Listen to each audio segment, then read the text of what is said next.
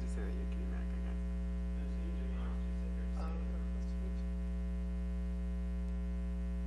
Hey, that's not my name, right?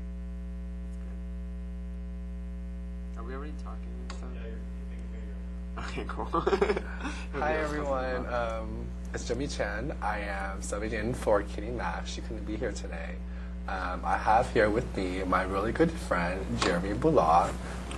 He is an artist. So yeah, Jeremy. And unemployed and stuff like that too. Are you unemployed? Well, I'm working at the Los Angeles County Museum of Art right now, but it's not really paying anything, so I guess I'm unemployed. Tell me about the Queer Alliance show that you did on Friday. So last Friday, I wish I brought tape with me, but I didn't. At UCLA, we had the 3rd annual Queer Culture Night, which is a celebration of talents by, for, or pertinent to queer people of all kinds. So we had a really good, it was supposed to be a 2-hour show, it was actually like 3, but it was fun. We had a lot of different acts. Gay, trans, bisexual, lots of lesbians too, and everything. It was really fun. I was in drag the whole show, and tell me about your performance, because you brought down the house. So. Yeah, well, my friend Jeremy asked me to be in the show, so I performed Pink, You're in Your Hand, and I dedicated that song to my ex. Who you might have seen on another show, whose name we won't mention. Yeah, but not the Kitty Mak show. But yeah, it was a lot of fun. I had a great time actually on the show, and the turnout was amazing. 400 people, so it's not bad. Really? 400. Oh, wow, that's a lot of people. But what I want to ask you is, you know how a lot of queer shows, most of it is just drag performances. Why did you decide to incorporate other kinds of the queer culture, such as, because there were people up there reciting poems. We showed an Asian American film by Quentin Lee. We had, you had skits too. Why did you decide to include all that into a queer show? At UCLA, we have culture shows for every kind of ethnicity, religion, or type of person there is. And I think the queer culture at UCLA is very large. It's very important.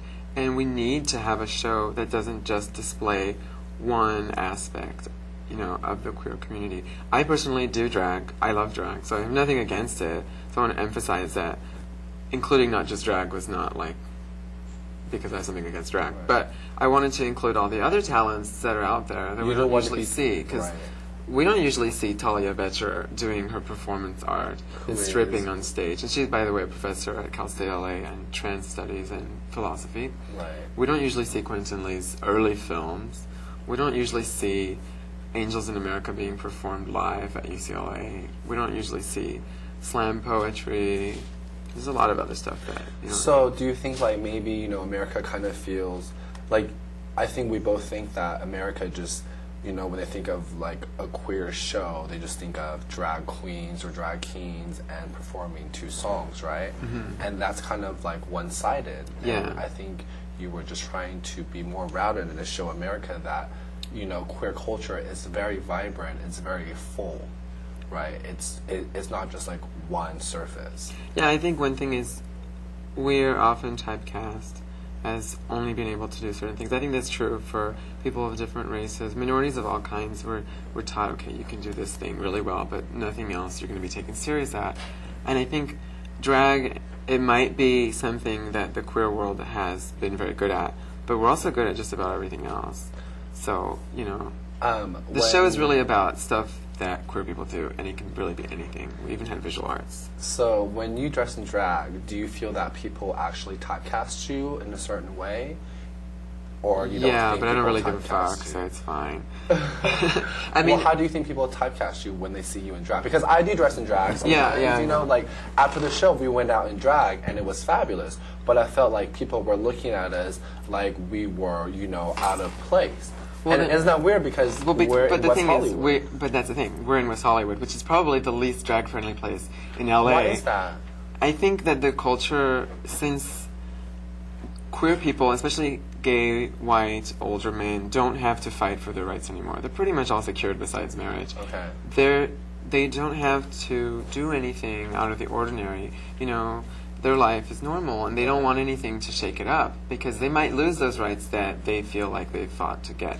I think what they don't understand is that drag queens were the ones who fought for the rights of queer people, and drag kings and butch people, butch lesbians and feminine gay men, not the people who were blending in with everyone because they didn't stand out. So I think like what drag does, to me at least, is it reminds people of that kind of past rhetoric and the more militant fighting that used to go on before.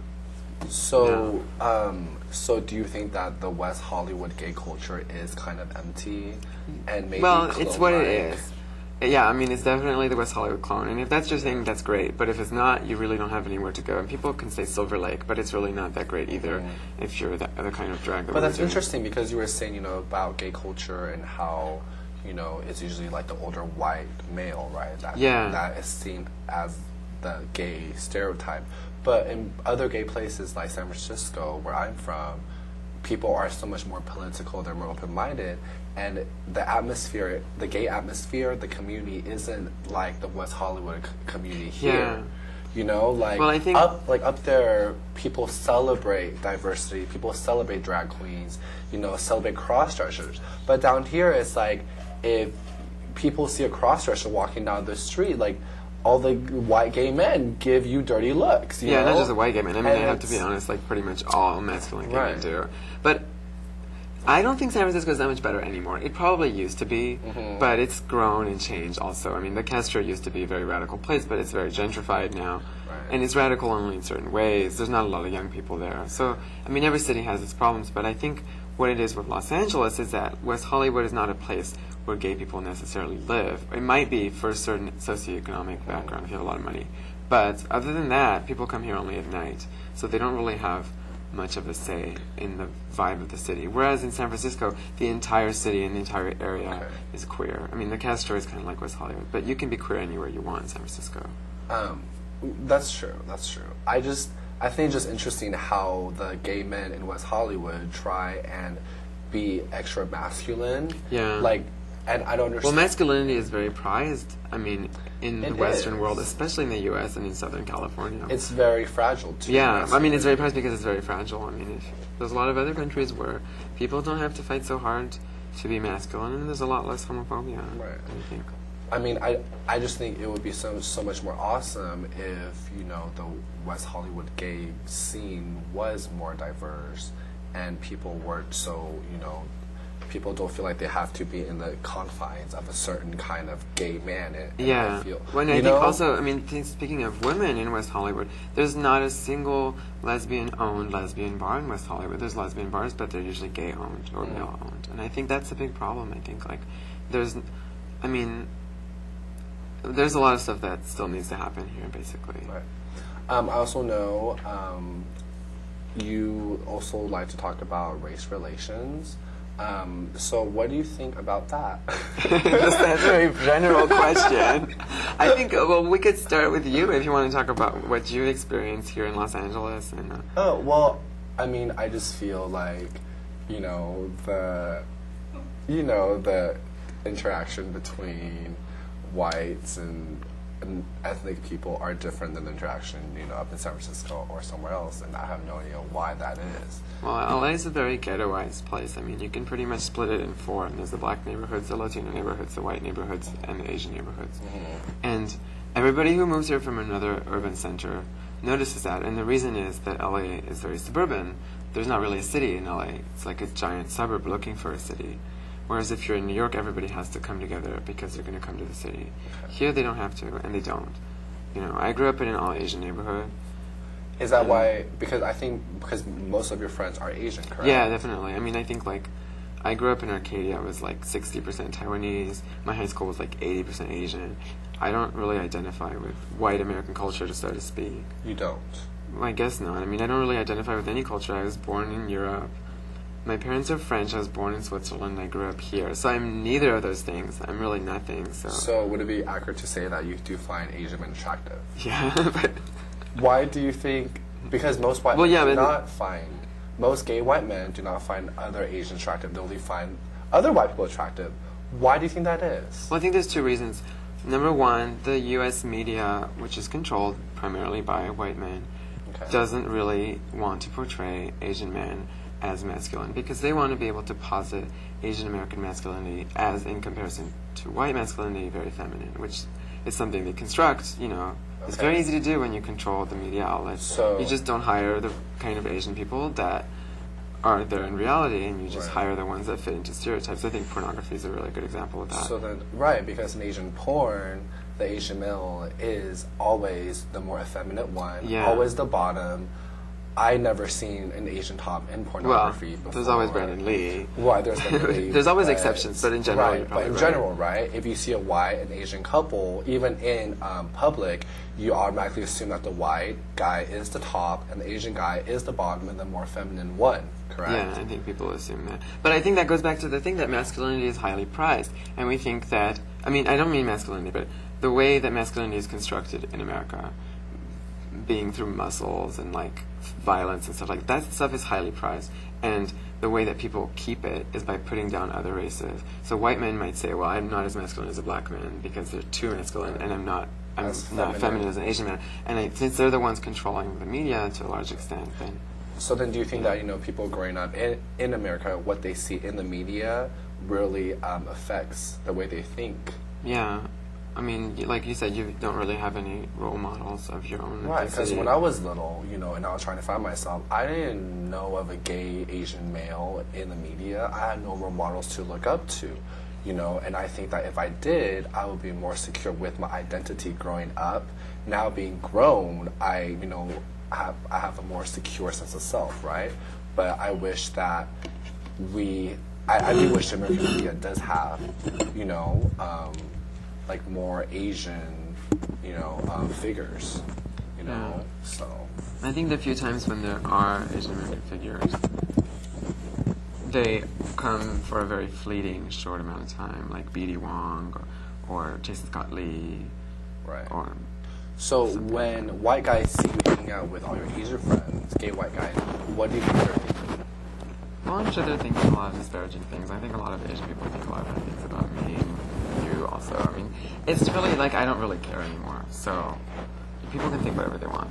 And, Hi, Kitty. Hello. How are you? I'm just butting in today. Nice to meet you. Nice to meet you. Thank you for being here. You're so articulate. Love hearing you. Yeah, he's very. And good to see you again. Good to see you again. No, you're the host. I'm just like, I'm just gonna chime in. So what do you think about all this that we were talking about? I think you're obsessed with white Asian relations. That's true. That's all we ever talk about. Oh, you guys know each other pretty well. That's all you know. Like, we actually don't. Yeah, we're pretty good friends. So I wonder why that is. Well, I guess we're both kind of queenie. You know, we're both kind of radical in that aspect. We're not exactly a stereotypical, you know, masculine gay white male. You know, and I think like we also. Well, we're both kind of high-strung and needy, and we've always had boyfriends that have been, and I don't, if they're out there watching, which I doubt it, they're very different than us. So we bond on the fact that we like. Yeah, like we're just always the more feminine ones, I guess, you know, in relationships, and the more needy ones. So that's why, like, we're friends. And when we talk to each other, we actually are on the same level. Like, we understand. Like, I feel like most of when I talk to them about race relations, like, it just goes over their head, you know? Like, they're just gym bunnies. Well, we grew up in similar neighborhoods, too. Yeah. You grew up in Arcadia? No, I grew up in the Bay Area, but it was very diverse. Cupertino is the Arcadia of San Francisco. Cupertino in the Bay Area is very Asian. So it's, like, Asian Central. So...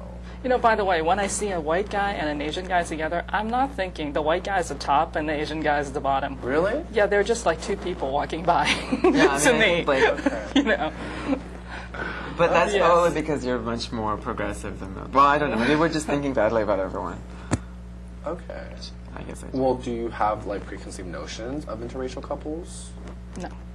Not anymore. You know, I think I went through a phase where I had to label everything, and then I try to pick pieces of it that I identify with and pieces that I didn't.